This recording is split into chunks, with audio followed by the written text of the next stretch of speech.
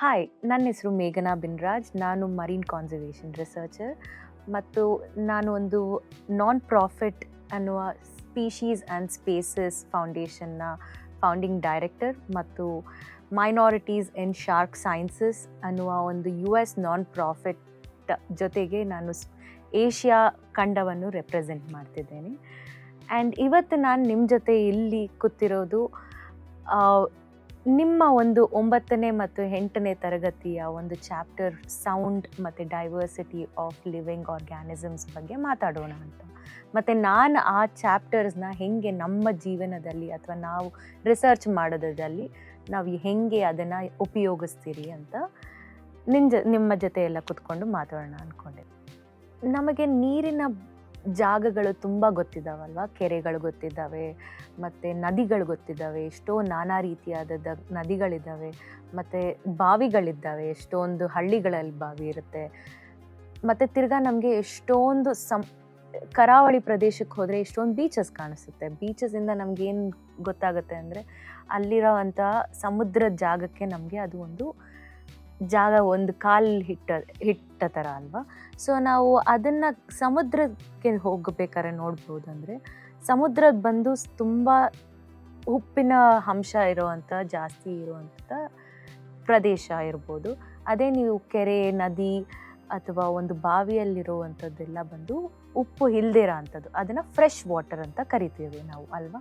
So ಅದಕ್ಕೆ ಸಮುದ್ರದಲ್ಲಿರುವಂಥದ್ದು ಅಥವಾ C ಅಥವಾ ಓಷನ್ ಅಂತ ಏನು ಹೇಳ್ತೀರೋ ಅದೆಲ್ಲ ಮರೀನ್ ಸಿಸ್ಟಮ್ಸ್ ಅಂತ ನಾವು ಹೇಳ್ತೀರಿ. ಸೊ ಈ ಮರೀನ್ ಸಿಸ್ಟಮಲ್ಲಿ ಅಥವಾ ಮರೀನ್ ಇಕೋಸಿಸ್ಟಮಲ್ಲಿ ನಾವೇನೇನು ನೋಡ್ಬೋದು ಅಂದರೆ ಒಂದು ಕ್ರಿಮಿಕೀಟಗಳು ಅಥವಾ ನಮ್ಮ ಕಣ್ಣಿಗೆ ಕಾಣಿಸ್ದಿರೋ ಅಂಥ ಝೂ ಪ್ಲ್ಯಾಂಕ್ಟನ್ ಆಗಿರ್ಬೋದು ಅಥವಾ ಫೈಟೋ ಪ್ಲ್ಯಾಂಕ್ಟನ್ ಆಗಿರ್ಬೋದು ನಮಗೆ ಕಾಣಿಸುತ್ತೆ. ಅಥವಾ ದೊಡ್ಡ ದೊಡ್ಡ ತಿಮಿಂಗಳಗಳು ಅಥವಾ ಶಾರ್ಕ್ ಮೀನು ನೋಡ್ಬೋದು, ಅಥವಾ ನೀವು ರೇಸ್ ನೋಡ್ಬೋದು. ಅದೆಲ್ಲ ಮರೀನ್ ಮೆಗಾಫೋನಾ ಅಂತ ಹೇಳ್ತಾರೆ. ಸೊ ಈ ಥರ ನಾನಾ ರೀತಿಯಾದ ಅನಿಮಲ್ಸ್ ಅಂತ ಏನು ಹೇಳ್ತಾರೆ ಅದೆಲ್ಲ ಅಂಡರ್ ವಾಟರ್ ಆ್ಯನಿಮಲ್ಸ್ ಅಂತ ಅಥವಾ ಮರೀನ್ ಆ್ಯನಿಮಲ್ಸ್ ಅಂತ ನಾವು ಹೇಳ್ಬೋದು. ಇಂಥ ಆ್ಯನಿಮಲ್ಸ್ ಅದು ಫಿಶ್ ಇರ್ಬೋದು ಅಥವಾ ಟರ್ಟಲ್ಸ್ ಇರ್ಬೋದು, ಅಥವಾ ಅದರಲ್ಲಿ ಮ್ಯಾಮಲ್ಸ್ ಅಂತ ಒಂದು ಬರುತ್ತೆ, ಇಲ್ಲಿ ಶಾರ್ಕ್ಸ್ ಅಂತ ಒಂದು ಬರುತ್ತೆ. ಈ ಥರದ್ದೆಲ್ಲ ನಾನಾ ರೀತಿಯಾದ ಮರೀನ್ ಆ್ಯನಿಮಲ್ಸ್ ನಾವು ನಮಗೆ ಕಣ್ಣಿಗೆ ಕಾಣಿಸುತ್ತೆ ಒಂದೊಂದು ಸತಿ, ಅಥವಾ ಒಂದೊಂದು ಸತಿ ಕಾಣಿಸದೇನೆ ಇರ್ಬೋದು. ಒಂದೊಂದು ಸತಿ ನಮಗೆ ಕಣ್ಣಿಗೆ ಕಾಣಿಸೋದು ಬಂದು ಡಾಲ್ಫಿನ್ಸ್. ಇವಾಗ ಹೆಗ್ರುತ್ತಲ್ಲ, ನೀವು ಒಂದು ಸಮುದ್ರದ ದಡದಿಂದ ನಿಂತ್ಕೊಂಡು ನೋಡ್ಬೇಕಾದ್ರೆ ಡಾಲ್ಫಿನ್ಸ್ ಹೆಗ್ರು ಅಂಥದ್ದೆಲ್ಲ ಕಾಣಿಸುತ್ತೆ. ಅಂಥದ್ದು ಕೂಡ ನೀವು ನೋಡ್ಬೋದು. ಇವಾಗ ಸಮುದ್ರದಲ್ಲಿ ನಮಗೆ ನಾನಾ ರೀತಿಯಾದ ಮೀನುಗಳಿರ್ತಾವಲ್ವ. ಅದರಲ್ಲಿ ನಾನು ಓದುವಂತಹ ಮೀನಿನ ಬಗ್ಗೆ ಬಂದು ಶಾರ್ಕ್ ಮತ್ತು ರೇಸ್. ಅದನ್ನು ನಾವು ಒಂದು ತಳಿ ಅಥವಾ ಫ್ಯಾಮಿಲಿ ಅಂತ ನೀವೇನು ಡೈವರ್ಸಿಟಿ ಇನ್ ಲಿವಿಂಗ್ ಆರ್ಗ್ಯಾನಿಸಮ್ಸ್ ಅನ್ನುವ ಚಾಪ್ಟರ್ನಲ್ಲಿ ಓದಿದಿರಲ್ಲ, ಅದು ಬಂದು ಎಲಾಸ್ಮೋಬ್ರ್ಯಾಂಕ್ಸ್ ಅನ್ನುವ ಜಾತಿಗಳ ಬಗ್ಗೆ ನಾನು ಜಾಸ್ತಿ ಓದ್ತಿದ್ದೇನೆ. ಸೊ ಈ ಎಲಾಸ್ಮೋಬ್ರ್ಯಾಂಕ್ಸ್ ಕೆಳಗಡೆ ಏನೇನು ಬರುತ್ತೆ ಅಂದರೆ ಶಾರ್ಕ್ಸ್ ಬರುತ್ತೆ, ರೇಸ್ ಬರುತ್ತೆ, ಗಿಟಾ ಫಿಶಸ್ ಬರುತ್ತೆ. ಇದೆಲ್ಲ ಬಂದು ಬೇರೆ ಬೇರೆ ತಳಿಗಳು ಮತ್ತು ವೆರೈಟಿ ಶಾರ್ಕ್ಸ್ ಮತ್ತು ರೇಸ್ ಅಲ್ವಾ. ಸೊ ಈ ಥರ ಶಾರ್ಕ್ಸ್ ಮತ್ತು ರೇಸಲ್ಲಿ ಎಷ್ಟು ವೆರೈಟಿ ಇದೆ ಅಂತಂತಂದರೆ, ಶಾರ್ಕ್ಸ್ ಬಂದು ಒಂದು 500ಕ್ಕಿಂತ ಜಾಸ್ತಿ ಇರುವಂತಹ ವೆರೈಟಿ ಅಥವಾ ತಳಿಗಳಿದ್ದಾವೆ. ಅದೇ ನಿಮಗೆ ರೇಸ್, ಇವಾಗ ಸ್ಟಿಂಗ್ ರೇಸ್ ಅಂತ ಹೇಳ್ತೀರಾ ಅಥವಾ ನೀವು ಮಾಂಟಾ ರೇಸ್ ಅಂತ ಹೇಳ್ತೀರಾ. ಇದರಲ್ಲಿ ಎಷ್ಟು ವೆರೈಟಿಗಳಿದ್ದಾವೆ ಅಂತಂದರೆ ಒಂದು 600ಕ್ಕಿಂತ ಹೆಚ್ಚಾದಂಥದ್ದು ಇದ್ದಾವೆ. ಸೊ ಈ ಥರ ಇಷ್ಟು ತಳಿಗಳಿರಬೇಕಂದ್ರೆ ನಾವು ಯಾಕೆ ಒಂದೇ ಒಂದು ಮೀನಿನ ಬಗ್ಗೆ ನಾವು ಯೋಚನೆ ಮಾಡಬೇಕಾಗತ್ತೆ?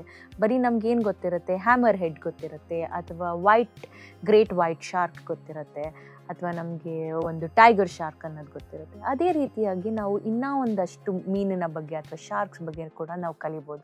ಯಾವ ಥರದ್ದು ಬ್ಯಾಂಬೂ ಶಾರ್ಕ್ ಅಂತ ನೋಡ್ಬೋದು.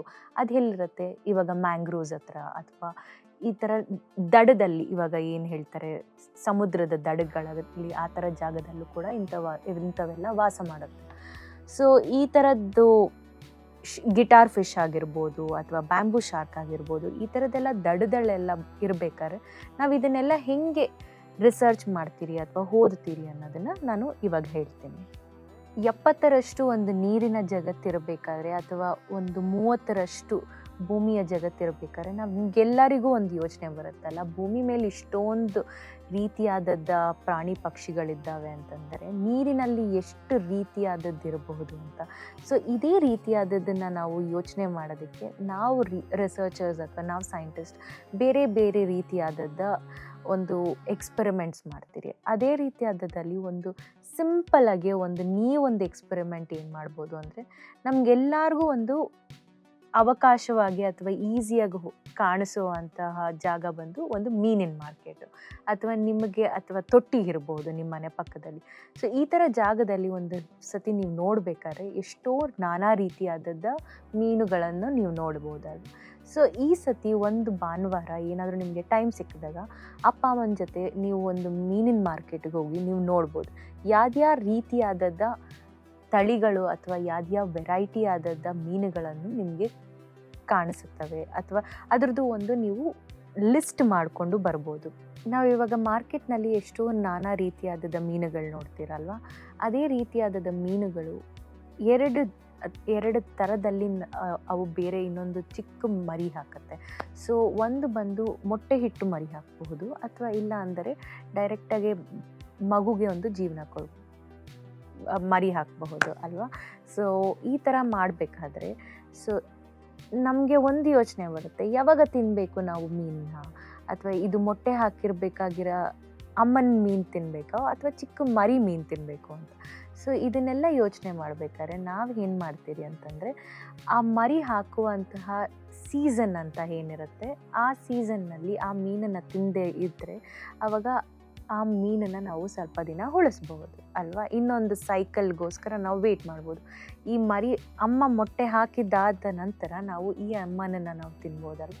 ನಮಗೆ ಹೇಗೆ ತಿಳಿಯುತ್ತೆ ಈ ಥರ ಇವಾಗ ಒಂದು ಮೀನು ಮೊಟ್ಟೆ ಹಾಕುತ್ತೋ ಅಥವಾ ಜೀವ ಕೊಡುತ್ತೋ ಅನ್ನೋದನ್ನು ನಾವು ಹೆಂಗೆ ಕಲ್ತ್ಕೊಳ್ತೀವಿ ಅಂತಂದರೆ, ಒಂದು ನೀವು ಗೂಗಲ್ ಮಾಡ್ಬೋದು, ಅಥವಾ ಒಂದು ನೀವು ಮೀನು ಮಾರಾಟ ಮಾಡ್ತಾನಲ್ಲ ಆ ಮನುಷ್ಯನ ಹತ್ರ ಮಾತಾಡಬಹುದು, ಅಥವಾ ನಿಮ್ಮ ಮನೆಗೆ ಮೀನು ತೊಗೊಂಬಂದು ಕೊಡ್ತಾರಲ್ವ ಆ ಥರ ಆ ಜನದ ಹತ್ರ ಮಾತಾಡಬಹುದು. ಇಲ್ಲ ಅಂತಂದರೆ ಇನ್ನೂ ಒಂದು ಇವಾಗ ಫಿಶ್ ಕ್ಯಾಲೆಂಡರ್ ಅಂತ ಒಂದಷ್ಟು ರಿಸರ್ಚರ್ಸ್ ಮಾಡಿದ್ದಾರೆ. ಅದರ ಹೆಸರು ಬಂದು ನೋಯೋ ಫಿಶ್ ಅಂತ ಹೊಂದಿದೆ, ಮತ್ತು ಇನ್ನೊಂದು ಇನ್ ಸೀಸನ್ ಫಿಶ್ ಅಂತ ಹೊಂದಿದೆ. ಸೊ ಇವ್ರು ಏನು ಮಾಡ್ತಾರೆ ಅಂದರೆ, ತಿಂಗಳ ನಿಮಗೆ ಯಾವ್ಯಾವ ಮೀನು ತಿನ್ನಬಹುದು, ಯಾವ್ಯಾವ ಮೀನು ತಿನ್ನಬಾರ್ದು ಅಂತ ನಿಮಗೆ ಒಂದು ಕ್ಯಾಲೆಂಡರಲ್ಲಿ ಹೇಳ್ತಾರೆ. ಯಾವ ಮೀನು ಸೇಫ್ ತಿನ್ನೋದಕ್ಕೆ ಅಥವಾ ಯಾವ ಮೀನು ಸೇಫ್ ಅಲ್ಲ ಅನ್ನೋದನ್ನು ನಿಮಗೆ ಗೊತ್ತಾಗುತ್ತೆ.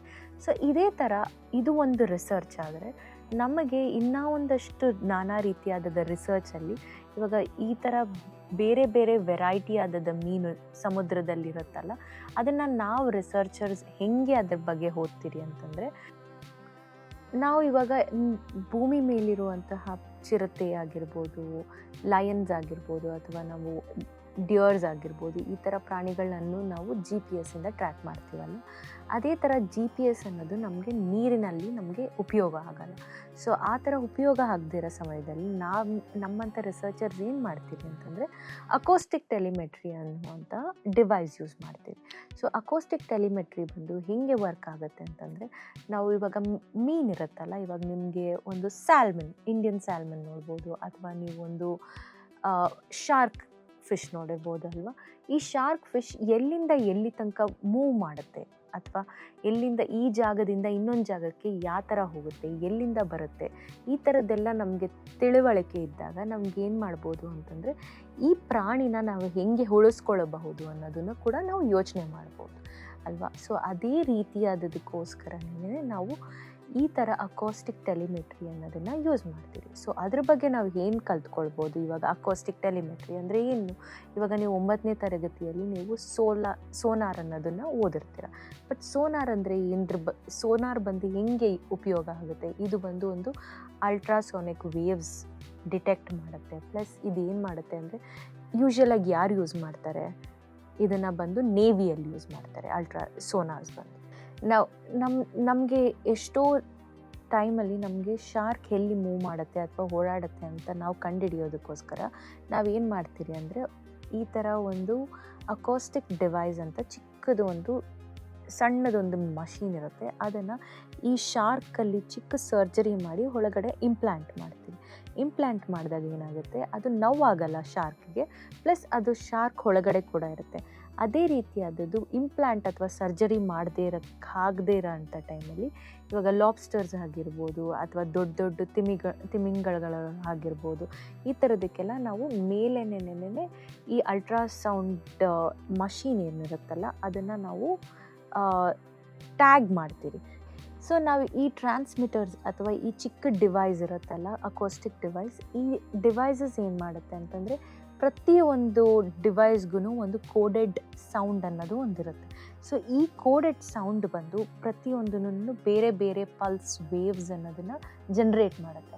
ಸೊ ಈ ಪಲ್ಸ್ ವೇವ್ಸ್ನ ಹೇಗೆ ಡಿಟೆಕ್ಟ್ ಮಾಡೋದಕ್ಕೆ ನಮಗೆ ಸಾಧ್ಯ ಅಂತಂದರೆ, ನಮಗೆ ಒಂದು ರಿಸೀವರ್ ಅನ್ನೋದನ್ನು ನಾವು ಒಂದು ಜಾಗದಲ್ಲಿ ಅದನ್ನು ನಾವು ಇಂಪ್ಲಾಂಟ್ ಮಾಡಿರ್ತೀರಿ. ಇವಾಗ ಹೇಗೆ ನಾವು ಶಾರ್ಕ್ನಲ್ಲಿ ಈ ಥರ ಚಿಕ್ಕ ಡಿವೈಸ್ನ ಇಂಪ್ಲಾಂಟ್ ಮಾಡಿರ್ತೀರೋ, ಅದೇ ಥರ ನಾವು ನದಿಗಳಲ್ಲಿ ಅಥವಾ ಸಮುದ್ರದಲ್ಲಿ ನಾವು ಈ ಥರ ಮಷೀನನ್ನು ಚಿಕ್ಕದಾಗಿ ನಾವು ಅಲ್ಲಿ ಒಂದು ಇಂಪ್ಲಾಂಟ್ ಮಾಡಿ ಅಥವಾ ಅಲ್ಲಿ ಒಂದು ಜಾಗದಕ್ಕೆ ನಾವು ಕಟ್ಟಿ ಇಟ್ಟಿರ್ಬೋದು. ಸೊ ಈ ಥರ ಮಾಡಿದಾಗ ನಮಗೇನಾಗುತ್ತೆ ಅಂದರೆ, ಈ ಮೀನು ಯಾವಾಗ ಈ ಜಾಗದ ಹತ್ತಿರ ಒಂದು 100 ಮೀಟರಲ್ಲಿ ಅಥವಾ 200 ಮೀಟರಲ್ಲಿ ಇದು ಪಾಸ್ ಆಗುತ್ತೋ, ಅಥವಾ ಈ ಥರ ನಮಗೆ 1000 ಮೀಟರ್ ತನಕ ಪಾಸ್ ಆಗೋ ಜಾಗದ ಸುತ್ತಮುತ್ತ ಕೂಡ ಈ ಮೀನಿನ ನಮಗೆ ಶಬ್ದವನ್ನು ಈ ರಿಸೀವರ್ಸ್ ನಮಗೆ ಕಲೆಕ್ಟ್ ಮಾಡಿ ನಮಗೆ ಹೇಳುತ್ತೆ. ಸೊ ಈ ರಿಸೀವರ್ಸ್ ಕಲೆಕ್ಟ್ ಮಾಡಿ ಹೇಳಿದಾಗ ನಮ್ಗೆ ಏನು ಗೊತ್ತಾಗುತ್ತೆ ಅಂದರೆ, ಈ ಶಾರ್ಕ್ ಅಥವಾ ರೇಸ್ ಅಥವಾ ಈ ಥರ ನಾನಾ ರೀತಿಯಾದ ಸಮುದ್ರದಲ್ಲಿರೋಂತಹ ಮೀನು ಎಲ್ಲೆಲ್ಲಿ ಮೂವ್ ಮಾಡುತ್ತೆ ಅಥವಾ ಎಲ್ಲೆಲ್ಲಿ ಹೋಗುತ್ತೆ ಬರುತ್ತೆ ಅನ್ನೋದೆಲ್ಲ ತಿಳಿಯುತ್ತಲ್ವ ನಮಗೆ. ಸೊ ಈ ಥರ ತಿಳಿವಳಿಕೆ ನಮಗೆ ಇದ್ರ ಬಗ್ಗೆ ಗೊತ್ತಾದಾಗ ನಮಗೆ ಒಂದು ಡೇಟಾ ಜನ್ರೇಟ್ ಆಗುತ್ತೆ.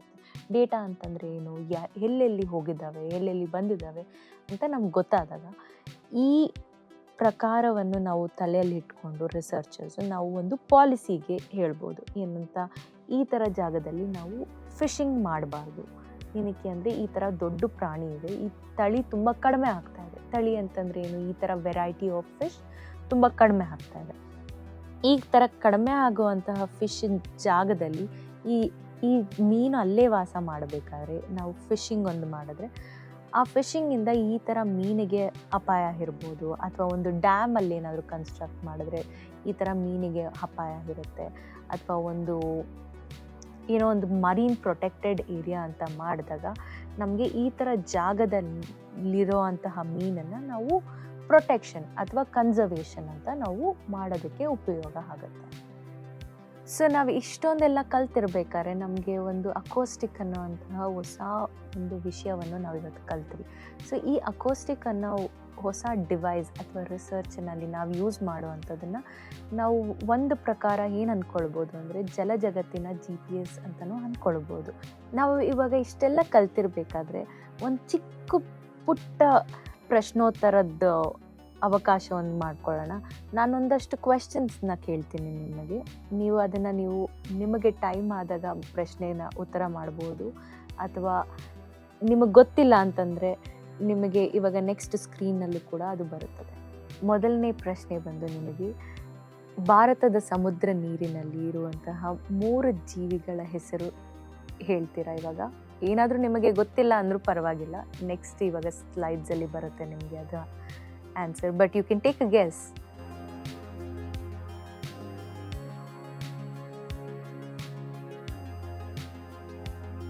ಇವಾಗ ನಿಮಗೆ ನಾನು ಶಾರ್ಕ್ ಮತ್ತು ರೇಸ್ ಬಗ್ಗೆ ಕೂಡ ಹೇಳಿದ್ದೀನಲ್ವ. ಸೊ ಅದೇ ರೀತಿಯಾದ ನನ್ನ 2ನೇ ಪ್ರಶ್ನೆ ಬಂದು, 3 ರೀತಿಯಾದದ್ದ ಶಾರ್ಕ್ ಹೆಸರು ಮತ್ತು 3 ರೀತಿಯಾದದ್ದ ರೇ ಹೆಸರು ನೀವು ಹೇಳಿದರೆ ಅಥವಾ ನಿಮಗೆ ಗಮನದಲ್ಲಿ ಇದ್ದರೆ, that is a great thing.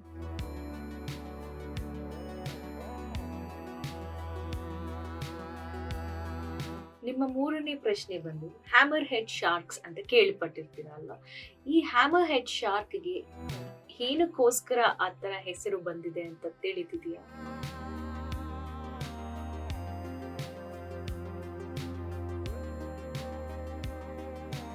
ನಿಮ್ಮ 4ನೇ ಪ್ರಶ್ನೆ ಬಂದು, ಇವಾಗ ನೀವು ಮೀನು ಮಾರ್ಕೆಟಲ್ಲಿ ನಾನು ಹೇಳಿದೆ ಇವಾಗ ಸಸ್ಟೈನಬಲ್ ಆಗಿ ನಾವು ತಿನ್ನಬೇಕು ಅಂತ ಹೇಳಿದೆ ಅಲ್ವಾ. ಅದೇ ರೀತಿಯಾಗಿ ನೀವು ಏನಕ್ಕೋಸ್ಕರ ನಾವು ಮೀನನ್ನು ಸಸ್ಟೈನಬಲ್ ಆಗಿ ತಿನ್ನಬೇಕು ಅಥವಾ ಏನಕ್ಕೋಸ್ಕರ ನಾವು ಒಂದು ಪ್ರಕಾರ ಮೀನನ್ನು ತಿನ್ನಬಾರ್ದು, ಬಟ್ ವೆರೈಟಿ ಮೀನನ್ನ ಏನಕ್ಕೋಸ್ಕರ ತಿನ್ನಬೇಕು ಅಂತ ಗೊತ್ತಿದೆಯಾ?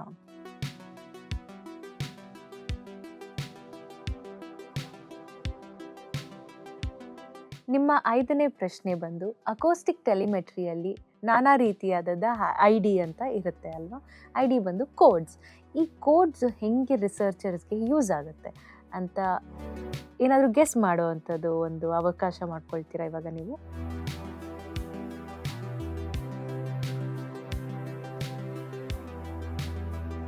ಸೊ ಇದೇ ರೀತಿಯಾದ ಆಲೋಚನೆ ಮತ್ತು ಸಮುದ್ರದ ಬಗ್ಗೆ ನಾವು ಯಾವಾಗ್ಲೂ ಯೋಚನೆ ಮಾಡ್ತಾ ಇದ್ರೆ, ಅಥವಾ ಈ ಒಂದು ಡಿಸ್ಕವರಿ ಚಾನಲ್ ನೋಡ್ಬೋದು, ಅಥವಾ ನನ್ನ ವಿಡಿಯೋಸನ್ನೇ ನೀವು ಯಾವಾಗಾದರೂ ಯೂಟ್ಯೂಬಲ್ಲಿ ನೋಡ್ಬೋದು, ಅಥವಾ ನಂತರ ಯಾರಾದರೂ ಬೇರೆ ಇನ್ನೊಂದು ರಿಸರ್ಚರ್ ಸಮುದ್ರದ ಬಗ್ಗೆ ಆಗಿರ್ಬೋದು ಅಥವಾ ನದಿಗಳ ಬಗ್ಗೆ ಓದ್ತಿರ್ಬೇಕಾದ್ರೆ ಅವರು ಹೇಳುವಂತಹದ್ದು ಕೂಡ ನೀವು ಕೇಳಿಸ್ಕೊಂಡು ಅಥವಾ ಇದೇ ರೀತಿಯಾದದ್ದು ಯೋಚನೆ ಮಾಡಬೇಕಾದ್ರೆ ನಿಮಗೆ ಹೊಸ ಆಲೋಚನೆ ಬರಬಹುದಲ್ವ? ಸಮುದ್ರದಲ್ಲಿ ಇನ್ನೂ ಯಾವ್ಯಾವ ರೀತಿಯಾದ ಹೊಸ ಪ್ರಕಾರದ ಇದ್ದಾವೆ ಅಂತ. ಸೊ ಈ ಥರ ಒಂದು ಯೋಚನೆ ಮಾಡ್ತಾ ಇದ್ದಾಗ ನಿಮಗೆ ತುಂಬ ಒಂದು ಖುಷಿನೂ ಕೊಡುತ್ತೆ, ಪ್ಲಸ್ ಈ ಪ್ರಪಂಚದ ಬಗ್ಗೆ ಕೂಡ ನಿಮಗೆ ಹೊಸ ವಿಷಯ ಕೂಡ ತಿಳಿಯುತ್ತೆ. ಸೊ ಇದೇ ಥರ ವಿಷಯ ತಿಳ್ಕೊಳ್ಬೇಕಾದ್ರೆ ನೀವು ಕೂಡ ಯಾವತ್ತೋ ಒಂದಿನ ನಂತರನೇ ನೀವು ಮರೀನ್ ರಿಸರ್ಚರ್ ಕೂಡ ಆಗ್ಬೋದು, ಅಥವಾ ಅಕ್ವಾಟಿಕ್ ರಿಸರ್ಚರ್ ಅಂದರೆ ಏನು, ಸಮುದ್ರ ಆಗಿರ್ಬೋದು ಅಥವಾ ನದಿ ಆಗಿರ್ಬೋದು, ಯಾವುದೇ ಒಂದು ರಿಸರ್ಚ್ ಬಗ್ಗೆ ನೀವು ಒಂದು ಪರಿಶೋಧನೆ ಮಾಡ್ಬೋದು. ಇದೇ ಥರ ಕುತೂಹಲದಿಂದ ನೀವು ಯಾವಾಗಲೂ ಸಮುದ್ರ ನೀರು ಆಗಿರ್ಬೋದು ಅಥವಾ ನಿಮ್ಮ ದಡದಲ್ಲಿರುವಂತಹ ನದಿ ನೀರಲ್ಲಿ ನೀವು ಯಾವಾಗಲೂ ಈಜುತ್ತಾ ನೋಡ್ತಾ ಮತ್ತು ಕಲಿಯುತ್ತಾ ಯಾವಾಗ್ಲೂ ಇದೇ ಥರ ಸಾಗ್ತಾ ಇರಿ. ಪ್ಲಸ್ ನಮ್ಮಂಥ ರಿಸರ್ಚರ್ಸ್ ಹತ್ರ ಕೂಡ ಮಾತಾಡ್ತಾ ಇರ್ಬೋದು.